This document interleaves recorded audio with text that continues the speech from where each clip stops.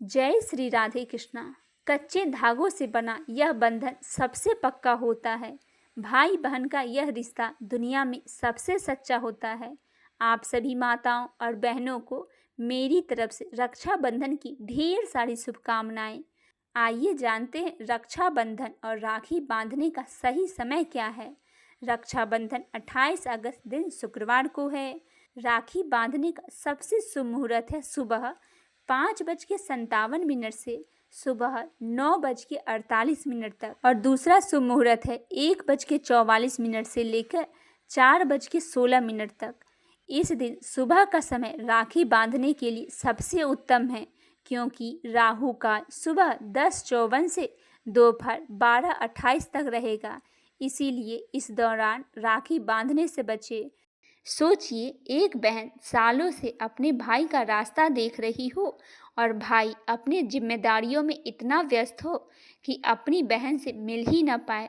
फिर एक दिन जब भाई अचानक घर पहुंचे तो क्या हुआ, आज सुनिए भाई बहन के निस्वार्थ प्रेम की वो कहानी, जिसके कारण हर बहन अपने भाई की लंबी उम्र का वरदान मांगती है।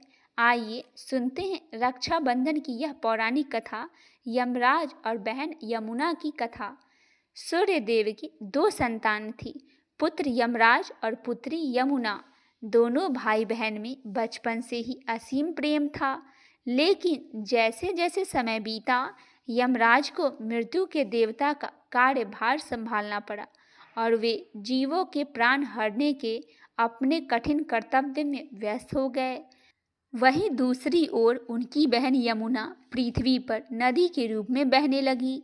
यमुना हमेशा अपने भाई यमराज को याद करती थी। वे चाहती थी कि उनका भाई उनके घर आए, उनके हाथ का बना भोजन खाए। जब भी कोई त्यौहार आता, यमुना उम्मीद से राह ताकती थी, शायद आज यमराज आएंगे।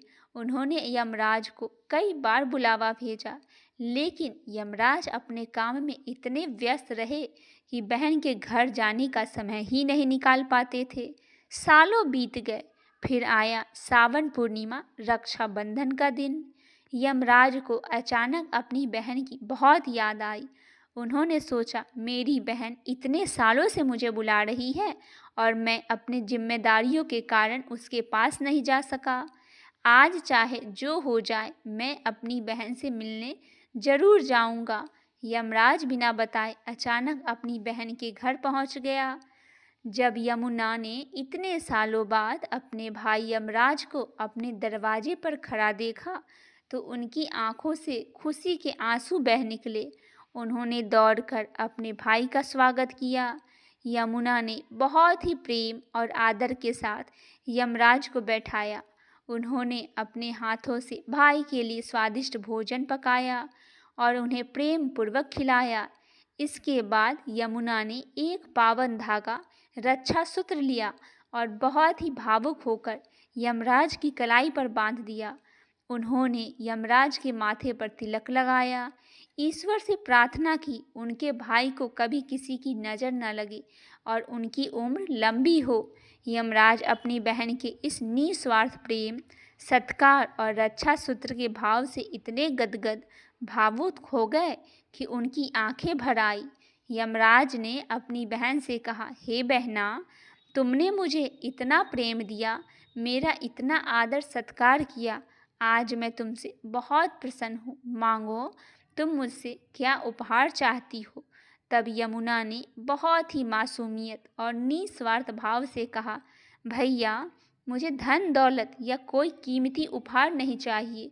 बस मुझे यह वचन दीजिए कि हर साल इस दिन आप मेरे घर आएंगे और मेरे हाथ का बना भोजन खाएंगे, और जो भी बहन इस दिन अपने भाई को रक्षा सूत्र बांधेगी, उसकी लंबी उम्र की कामना करेगी।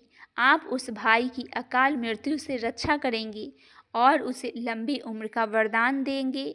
यमराज अपनी बहन की इतनी बड़ी और निस्वार्थ सोच को देखकर दंग रह गई। उन्होंने तुरंत अपनी बहन को वचन दिया, तथास्तु, ऐसा ही होगा। यमराज ने यमुना को बहुत सारे उपहार दिए। यह कथा हमें बताती है कि भाई कितना भी व्यस्त क्यों न हो, रक्षाबंधन का यह दिन बहन के पास पहुंचने और उनके प्रेम का सम्मान करने का दिन है। जब एक बहन अपने भाई की कलाई पर रक्षा सूत्र बांधती है तो वह केवल एक धागा नहीं बांधती, बल्कि अपने भाई के लिए दुनिया की सबसे बड़ी ढाल और लंबी उम्र की प्रार्थना करती है। हे यमराज देवता, हे यमुना देवी, जो भी यह कथा सुन रहा हो, जो भी यह कथा पढ़ रहा हो, उसके भाई को आप ऐसी लंबी उम्र का वरदान देना। जय श्री राधे कृष्णा।